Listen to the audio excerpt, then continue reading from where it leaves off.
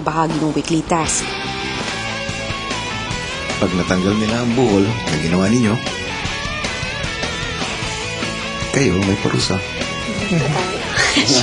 Balikan natin. Ang mga housemates naman ang gumawa ng mga susunod na bahagi ng weekly task, ang pagtanggal sa pagkakabuhol ng lubid.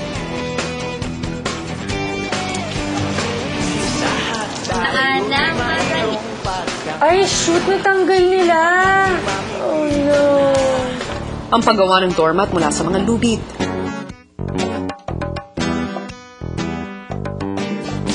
At ang pagpipinta ng salitang welcome sa nagawang doormat.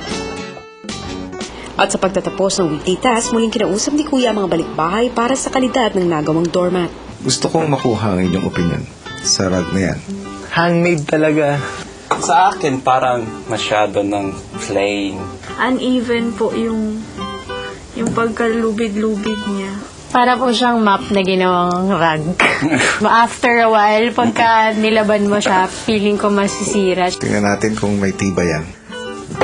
Guys, bakit parang may halong sama ng loob ang paghahampas ninyo? Dahil ba ito sa parusang natanggap ninyo?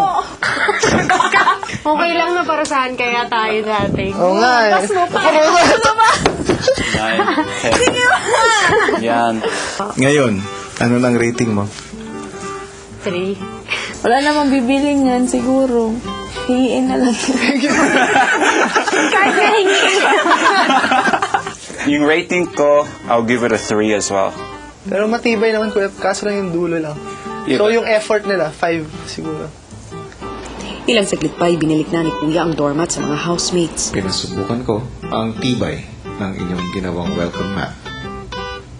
Hindi kayo pumasa sa aking standard.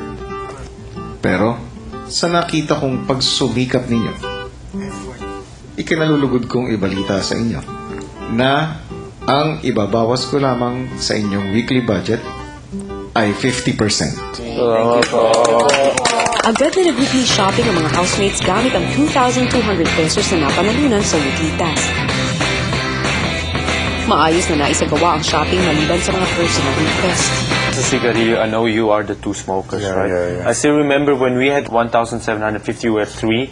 You asked for 2 pieces or 3 pieces or 1 piece. Yung mga ganun. And now it's for 8 pieces. And you are 2 na lang. And para sa akin is no one wants to speak up kung gusto pa nila ng mixed nuts. Kasi hindi na magkakasya sa personal request nila. Because they are looking now sa inyong dalawa. So para sa akin is like, because of that, they don't say something. Kasi sinasabi ko nga kung kulang ba. Yung may question is, meron pa may gustong may request pa. Yeah. Meron pa. Ikaw, meron ka bang gusto? Meron pa? Body. Tapos na ka na. Just bawasan niya. Please. Just bawasan niya. 6. 350. Yung sinasabi ko kanina, once a day kaya. Ito yung dalawa. Once a day, if once a day from today, from tonight, it's gonna be 7. So it's gonna be 350 pa rin. Once a day? 300 ba no? Tapos na mag-weekly shopping pero patuloy pa rin ang usapan tungkol sa Yossi. Nairita ako kanina. Oo, kita ko nga eh. Kita ko naman. Ano na nga ako kasi parang paulit-ulit si Mickey. Sinabi ni Bay, what if mag-1 na lang kayo per day? Parang binasabi ko kay Bay, ikaw, try mo. Kasi we know we have smokers, diba? But it doesn't mean I know they're craving for it, but that's a personal item. And para sa akin, as I said, like 2 people out of 9 for 400 and then the other need to stock up. So parang, you need to adjust. Yun yung sabi ko rin kanina na baka mamaya nag-a-adjust sila tapos masama pala loob nila. Dapat, di ba dati, kinoconsider natin na everybody happy. Concern ko nga, di ba, wag bawasan yung 400. Kaya di ba, ate, ikaw yung kino-convince ko na alisin natin yung adobo. Hindi, actually kasi ako, hindi kasi personal yung adobo cut.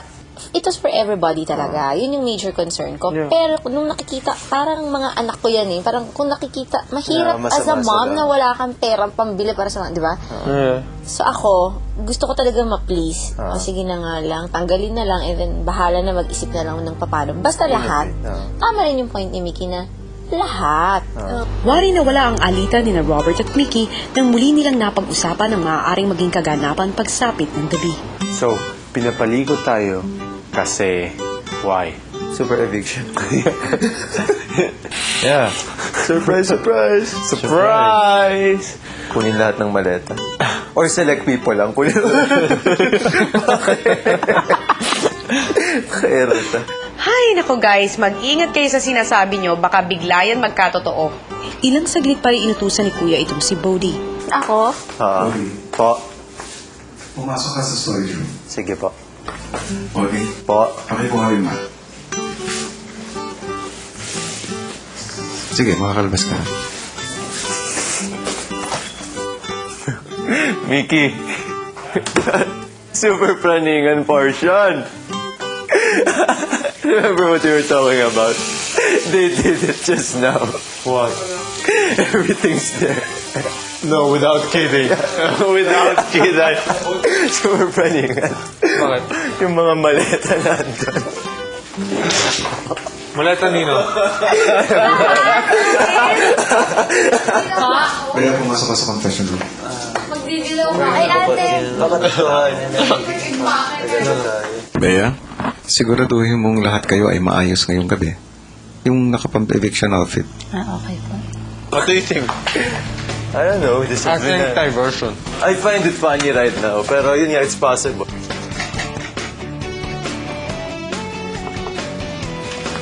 Pinapaisip lang tayo na gano'n. But may ito pasok talaga. The diversion na. Maybe it's nothing, but it can be like a welcome and a bye-bye. Yeah, sweet. Right. Yeah, but it could be. Or baka ako pupunta ako England Hoping. Hoping na yun. Nakakasakit nga ng ulo ang mga pangyayari sa loob ng bahay at iba't ibang spekulasyon ang iniisip ng ating mga housemates tungkol sa mga magbabalik bahay. Mahulaan naman kaya nila ang mga listahan ng mga magiging nominado sa gabing ito. Nitong mga nakaraang araw, meron tayong mga housemates na hindi nakatupad ng patakaran sa loob ng bahay ni Kuya. Sino-sino sila at ano ang mga karampatang parusang ipapataw sa ating mga housemates na ito? Mabuti pa'y puntahan na natin at muli natin kausapin ang ating mga housemates. Pero bago ang lahat ng yan, mga kapamilya, bago natin kausapin ang ating mga housemates, narito muna at pag-uusapan muna natin ang violation ng ilan sa kanila. Si Gian ay nagkaroon ng violation dahil sa kanyang ginawa na mamaya ko na-explain sa inyo. Pero ito naman si Saisi ay nagkaroon ng kasalanan ng pagkakaroon ng overweight. Narito at panuorin ninyong lahat. Siyam na gabi na ang nakakaraan ng isiniwalat ni Gian kay Mickey ang kanyang agam-agam dahil sa isang violation.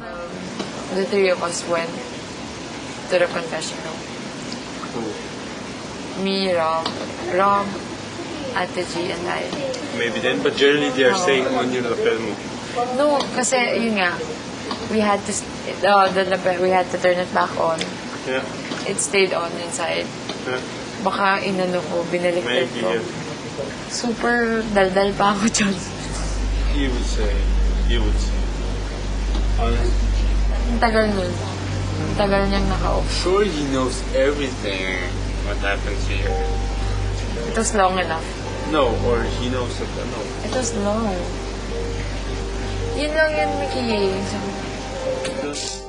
Alam ko po na yun yung isa, or if not the most, yung isa po sa pinaka na importanteng patakaran niyo po dito sa bahay. Tapos, hindi po ito yung first violation ko, and yun nga po, automatic nomination naman po yung katapos niya. And hindi rin po ito yung first violation ko na may kinalaman po sa lapel. Sorry po talaga. Kaninang umaga, oras na para timbangin muli ang mga housemates. 189. 174.2. 174.2. Yeah? 157.6.